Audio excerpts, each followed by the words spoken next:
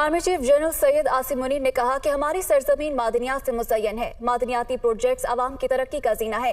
सरमायाकार पाकिस्तान में छुपे खजानों की दरियाफ्त में अपना किरदार अदा करें।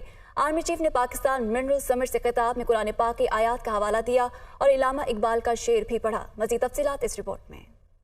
इस्लामाबाद में पाकिस्तान मिनरल समिट से तारीखी खिताब करते हुए army chief general Syed Asim Munir ने कहा कि हुकूमत ने इदारों के साथ मिलकर स्पेशल इन्वेस्टमेंट फैसिलिटेशन काउंसिल के क़याम को यकीनी बनाया।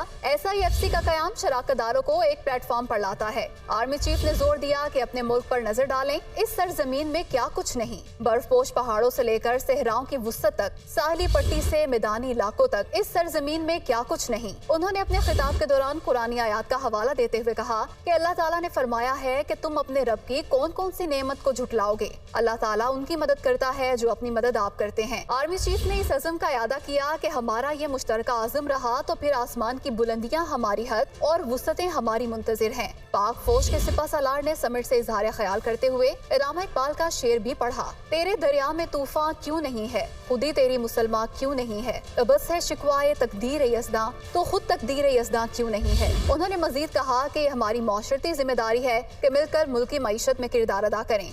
हमें कभी उम्मीद का दामन नहीं छोड़ना चाहिए। हमारी सरजमीन बहुत सी मदनियात से मुज़य्यन है। इस सलाहियत को मुकम्मल इस्तेमाल में लाने के लिए बैरूनी सरमायाकारों को दावत देते हैं। आर्मी चीफ ने जोर दिया कि बैरूनी सरमायाकार पाकिस्तान में छुपे खजानों की दरियाफ्त में किरदार अदा करें। ऐसा सरमायाकार दोस्त निज़ाम लाएं जिसमें आसान शराइत और गैर जरूरी अल्तवा से बचा जा सके।